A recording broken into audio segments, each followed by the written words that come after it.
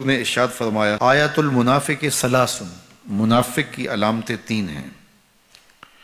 جس شخص کے اندر یہ علامات ہوں تو وہ اس نیت سے سنیں کہ آج ابھی اسی وقت میں یہ مصمم عزم کرتا ہوں کہ اپنے سے کھرچ دوں گا ان چیزوں کو، اور اپنے من کو، اپنے اندر کو، اپنے باطن کو ان غلاظتوں سے پاک کروں گا۔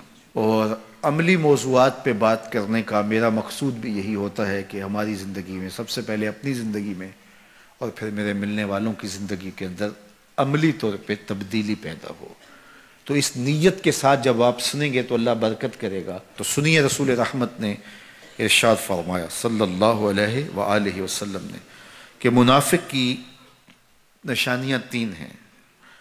ان میں سے ایک اذا حدث کذب، جب وہ بولتا ہے تو جھوٹ بولتا ہے۔ یہ منافق کی علامتوں میں سے ایک علامت ہے کہ اس کی زبان جھوٹ کی عادی ہوتی ہے۔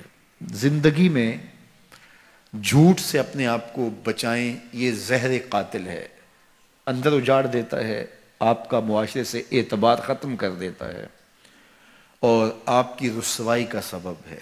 دوسرا ارشاد فرمایا وَإِذَا وَعَدَ أَخْلَفَ، جب وہ وعدہ کرتا ہے تو وعدہ خلافی کرتا ہے۔ یہ منافق کی علامت ہے کہ وہ وعدہ پورا نہیں کرتا۔ میرے حضور کسی سے وعدہ کرتے ہیں کہ تیرے آنے تک یہاں کھڑا ہوں، اور وہ جا کے بھول جاتا ہے۔ میرے حضور 3 دن کھڑے رہتے ہیں، 3 دن کے بعد اچانک وہاں سے گزرا، دیکھا تو حضور کھڑے ہیں۔ بڑی شرمندگی ہوئی، ڈرتا ہوا آگے بڑھا، صرف اتنا کہا یار تو نے مشقت میں ڈال دیا۔ 3 دن تک میرے حضور کھڑے، اور میں کہتا ہوں وہ تو 3 دن بعد واپس آ گیا۔ وہ نہ آتا 3 سال بھی کھڑا رہنا ہوتا، میرے حضور کھڑے رہتے کہ میں نے اس سے وعدہ کیا ہوا ہے۔ اور میں اور آپ دیکھیں کہ ہم کہاں کھڑے ہیں۔ ہم کسی سے وعدہ کریں، ہم خود وعدہ کرتے ہیں تمہیں 6 ماہ کے بعد پیسے دیں گے، وہ بیچارہ 6 ماہ کے بعد بھی جو ہے وہ 1 ماہ اور اوپر گزار لیتا ہے کہ چلو کوئی بات نہیں ہے، اور ہم اس کی موت کی دعا کر رہے تھے یا اللہ فوت ہی ہو جائے تو اچھی بات ہے۔ تو پھر ہم کہیں کہ اللہ کی رحمتیں ہمیں نصیب ہوں، یار وعدہ کیا ہے، اپنا تن بھی بیچ کے دینا پڑے تو دیں گے۔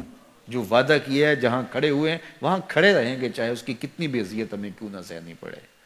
جب وعدہ کیا ہے تو پھر اس کو پورا کرو۔ تیسری بات میرے حضور نے ارشاد فرمائی وَإِذَا اؤْتُمِنَ خَانَ، جب اس کے پاس امانت رکھی جائے تو خیانت کرے۔ اس کے پاس پیسے رکھے جائیں، دولت رکھی جائے، کوئی زمین اس کے نام کوئی کر دے کسی وجہ سے، کوئی اور اس کے پاس امانت رکھ دے تو وہ اس میں خیانت نہ کرے، بلکہ آپ کے پاس کوئی بات امانت رکھی جائے تو اس کو بھی جو ہے وہ لوگوں تک نشر نہ کرے۔ تمہارے کان میں اگر کوئی بات کرے تو وہ امانت ہے، جب وہ بات کر رہا ہو تو دائیں بائیں دیکھ رہا ہو، تو پھر اس کا مطلب یہ ہے کہ وہ یہ چاہ رہا ہے کہ یہ بات کوئی اور نہ سنے، تو پھر صاحب امانت کو چاہیے کہ کوئی اور نہ سنے۔ یہ امانت ہے اور اس امانت کو پورا کیا جائے۔ اور چوتھی علامت یہ ارشاد فرمائی منافق جب کسی سے لڑ پڑتا ہے تو گالیاں دیتا ہے۔ ہمارے دین نے ہمیں گالی دینے سے روکا ہے۔ اپنی زبان کی پاکیزگی اور اپنی زبان کی طہارت کا سامان کیجیے۔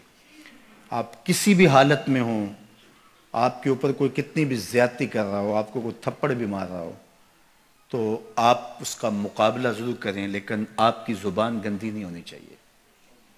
یہ غصے کے وقت ہی تو انسان کا پتہ چلتا ہے۔ ظفر سے آدمی نہ جانیے، چاہے جتنا بھی ہو صاحب فہم و ذکا، جسے عیش میں یاد خدا نہ رہی، جسے تیش میں خوف خدا نہ رہا۔